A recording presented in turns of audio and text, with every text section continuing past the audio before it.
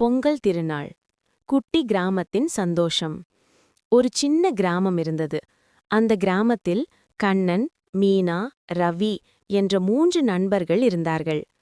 பொங்கல் வரப்போகிறது என்று கேட்டவுடன் அவர்களுக்கு ரொம்ப சந்தோஷம்.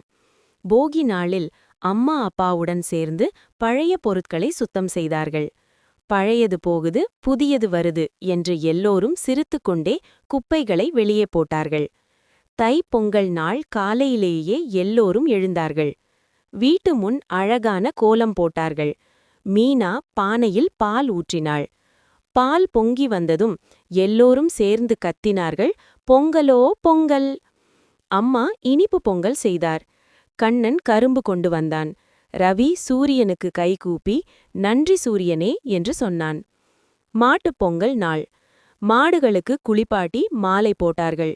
குழந்தைகள் மாடுகளுடன் விளையாடி பாட்டு பாடினார்கள். காணும் பொங்கல். எல்லோரும் ஆற்றங்கரைக்கு போனார்கள்.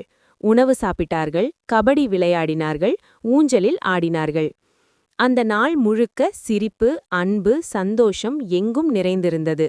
அப்போது கண்ணன் சொன்னான், பொங்கல் நம்மை ஒற்றுமையா நன்றி சொல்ல கற்றுக் கொடுக்கும் திருவிழா.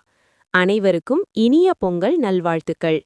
நீங்களும் சிறுவயதில் இதேபோல் செய்தீர்கள் என்றால் லைக் செய்து சேனல் சப்ஸ்கிரைப் செய்து கொள்ளுங்கள்.